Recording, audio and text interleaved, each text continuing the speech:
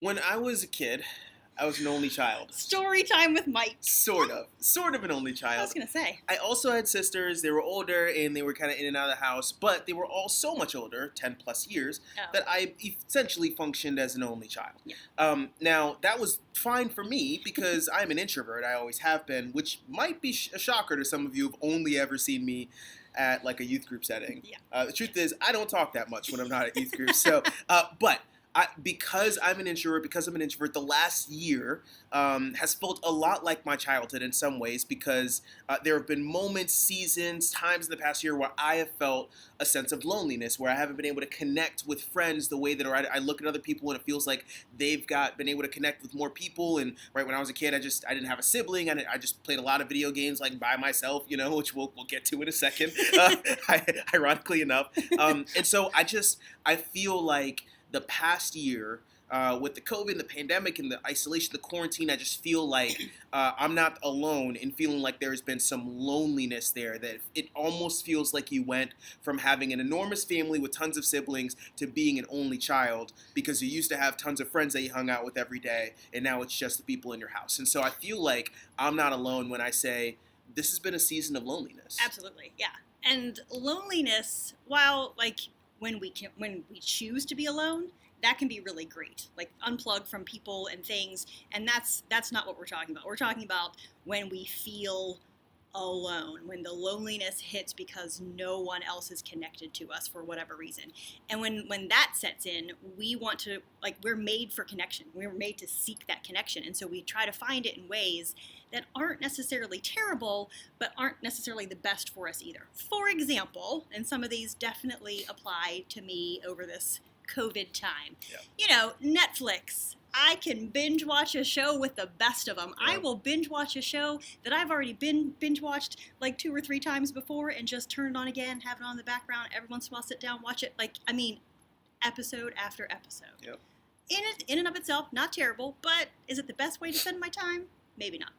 Social media, it's just, I find myself scrolling, not really absorbing what it is that I'm looking at. It's just, I don't even know why I'm on there sometimes.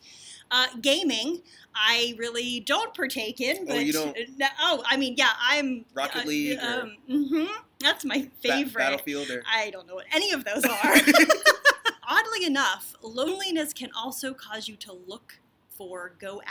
reach for isolation. And that might sound counterintuitive, that might sound like it's contradicting itself, but when we feel alone, sometimes we just kind of want to withdraw even more from things and people that we usually move toward in other situations. But we're going to get into what that looks like in just a little bit. But here's the thing. When you go chasing after those things, Netflix, social media, gaming, isolation, or any stuff that we haven't mentioned yet that kind of falls into one of those categories, when you go chasing after those things, what if you're not actually getting anything helpful from it? What if those are just counterfeits of much deeper things and desires that you want, that you're thirsting for, but you'll never find in the things that you typically go to? What if there's something more that you're thirsting for? I know. That's nice. Cute. Nice. And so that's what we want to talk about today, and we're going to head to John chapter 7 in order to do it. Now, here's the deal. Jesus was at this enormous Jewish festival. It was a multi-day festival, big deal, tons of people, tons of religious leaders, but also lots of common folk. And Jesus had been just saying stuff, as he does. He does. He just says stuff. He does. And there were, even right before this moment we're about to read about, there was some stuff that he was saying and people were like, what the heck are you talking about? And so people were just, they had no idea what Jesus was talking about half the time, but he was saying things that they knew were profound even though they didn't totally understand them. And then this moment happens, and perhaps the most profound thing he said all day. And here's what he said in John 7:37 through 38. On the last day, the climax of the festival, Jesus stood and shouted to the crowds, "Anyone who is thirsty may come to me. Anyone who believes in me may come and drink." Did he have a lemonade stand set up? And that's what we have to ask. And we don't know because it's a written thing. Maybe he had a lemonade stand and we're all just reading way too deep into this.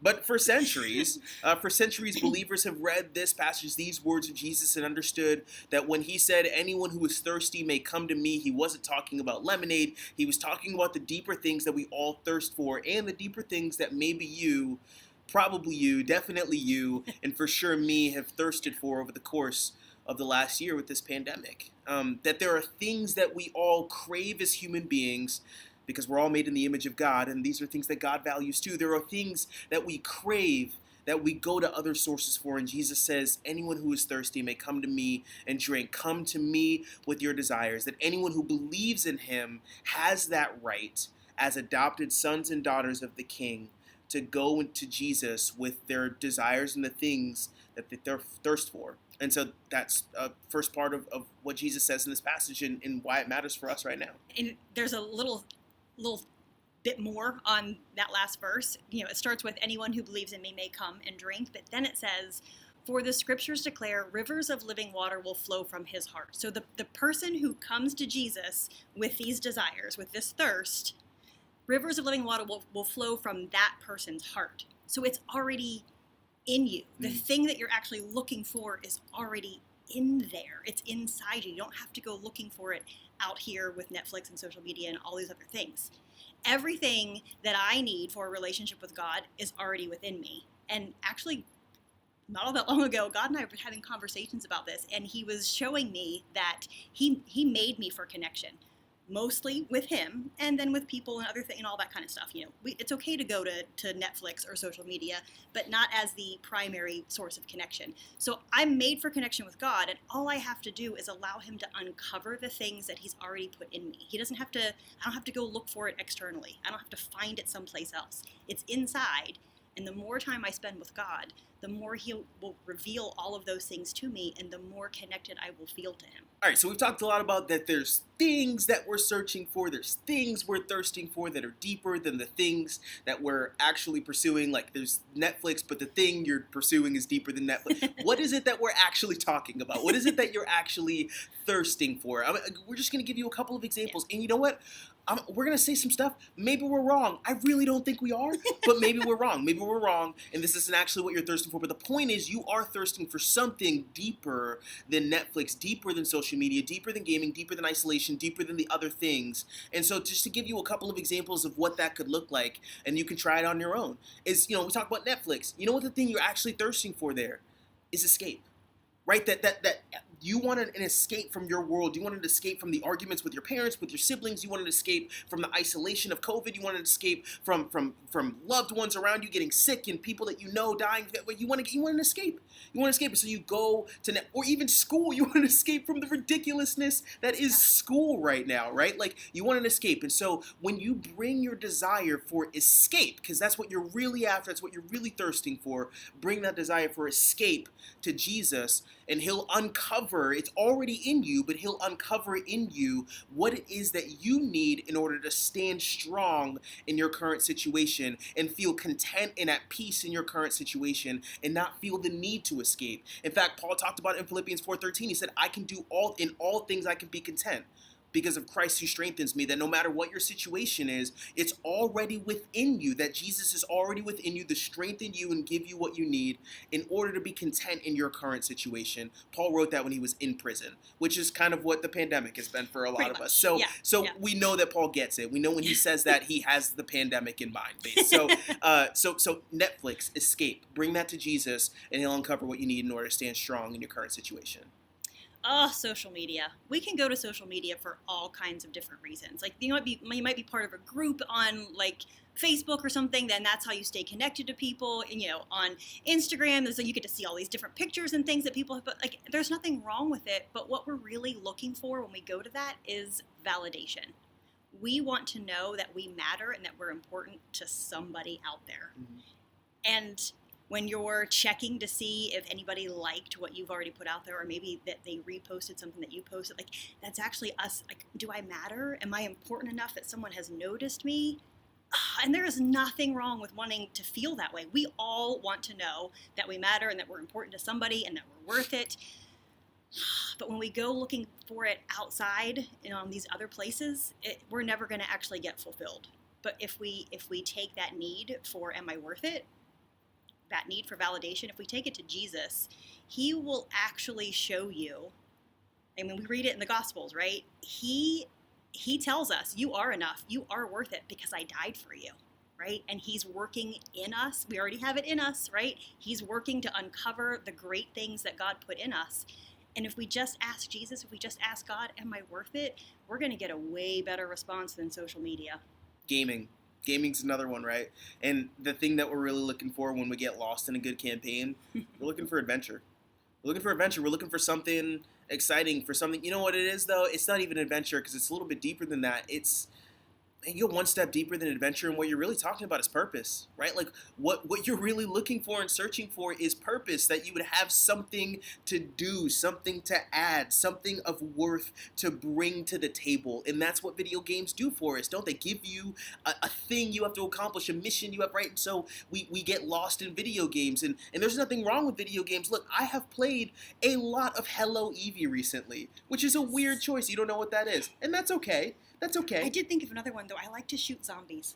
Yeah, that's so fun, isn't it? Yeah. We all love shooting zombies. Yeah. So, I love video games too. I totally get it. But when we go to that as our primary means of our primary response to loneliness, like what we're really saying is we're trusting in something else other than God to provide us with our purpose. And when you bring your desire for adventure and purpose to Jesus, he will uncover for you what it is that he's called you to do. And you will find a much grander purpose than anything you can find in a screen. Oh, isolation. So I told you it sounds counterintuitive. If we're already isolated, why are we seeking isolation? But let me explain. So I'm going to talk about me, because like Mike said, we could say some things and it might not apply to you. So I'm just going to tell you what this looks like for me. So I'm an introvert, love my time alone. And so when I'm already feeling kind of disconnected from the world, which we've all felt that lately, right? I kind of withdraw even more because I like having time for whatever I want to do. I like that not a whole bunch of people are asking me for things to spend my time and energy on things that they want. I get to sit and read a book. I get to sit and binge Netflix. I get to, do whatever I want. And it feels like comfort. It feels like, squishing down to a comfy chair and going, I get to just be all by myself. That's not really what I'm after. That's how it appears, is that I'm looking for comfort. But what it is that I want self-reliance. Like, I want my time. You leave me alone. You stay over there. Don't ask me for anything. I want to be independent of everyone and everything, including God.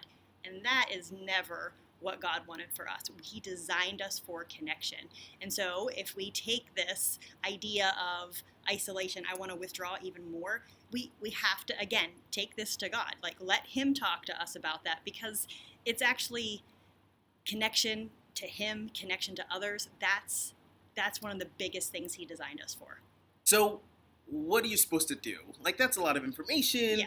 I don't even know how long this video message is. It seems like it's long. I don't know, whatever. But like, what are you supposed to do with all of that, right? So when your loneliness leads you to pursue counterfeits, here's what we're telling you should do.